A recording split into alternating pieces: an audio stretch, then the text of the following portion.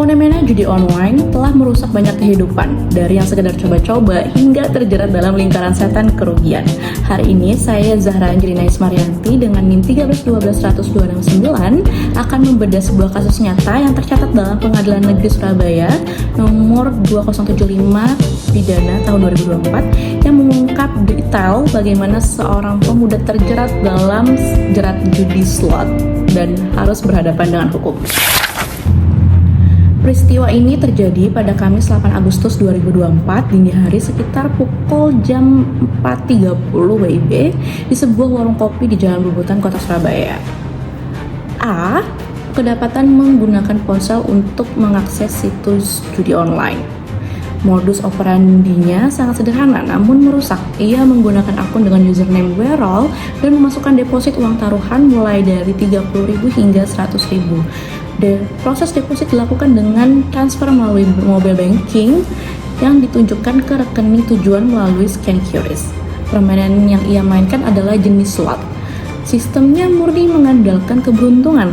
Apabila putarannya berhenti dan menampilkan 3 gambar kembar, ia menang. Bahkan ada janji jackpot, gambar monyet yang bisa melipat gandakan taruhan hingga 1.000 kali. Apabila menang, uang akan masuk ke deposit. Jika kalah, deposit pun berkurang. Kasus ini bukan hanya sekedar kisah kerugian finansial, melainkan juga sebuah perjalanan penuh dari proses hukum acara pidana.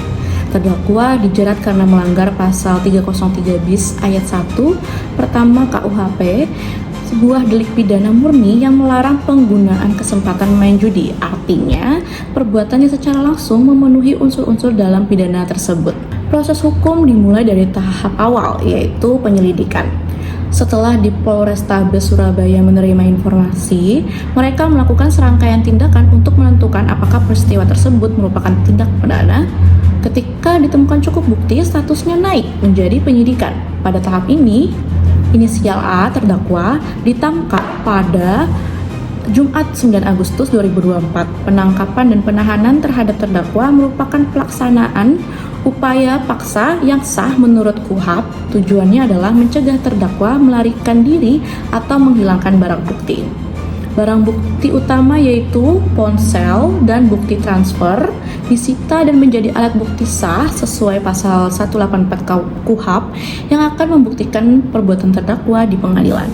Setelah berkas penyidikan dinyatakan lengkap atau P21 bahasanya, kasus dilimpahkan ke Jaksa Penuntut Umum atau JPU. Jaksa kemudian menyusun surat dakwaan.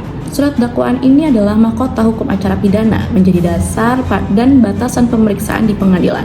Jaksa mendakwa terdakwa dengan dakwaan tunggal yaitu melanggar pasal 303 bis ayat 1 pertama KUHP. Berdasarkan dakwaan ini, Jaksa Penuntut Umum mengajukan tuntutan pidana penjara selama 10 bulan. Proses kemudian berpindah ke Pengadilan Negeri Surabaya dengan acara pemeriksaan biasa di tingkat pertama. Inilah inti dari hukum acara pidana di mana prinsip praduga tak bersalah pasal 8 KUHP harus ditegakkan. Dalam persidangan, majelis hakim memeriksa alat-alat bukti seperti keterangan saksi dan keterangan terdakwa, serta barang bukti yang disita. Tujuannya adalah mencari kebenaran material, yaitu kebenaran yang sesungguhnya terjadi. Unsur-unsur pidana seperti menggunakan kesempatan dan main judi harus terbukti secara sah dan meyakinkan berdasarkan minimal 2 alat bukti yang sah.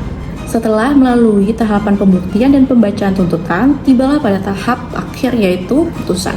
Dalam kasus ini, meskipun terdakwa mengajukan permohonan keringanan, majelis hakim tetap harus memutuskan berdasarkan fakta dan hukum. Putusan ini harus memuat dasar hukum pasal 197 KUHP yang menjadi legitimasi pemidanaan.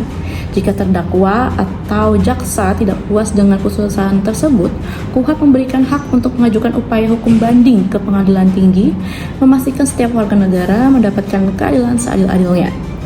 Kasus ini jelas menunjukkan bagaimana KUHP bekerja dari pelaporan, penyidikan, penuntutan, hingga putusan hakim. Semua adalah tahapan terstruktur untuk menegakkan hukum pidana material. Dalam hal ini, delik perjudian.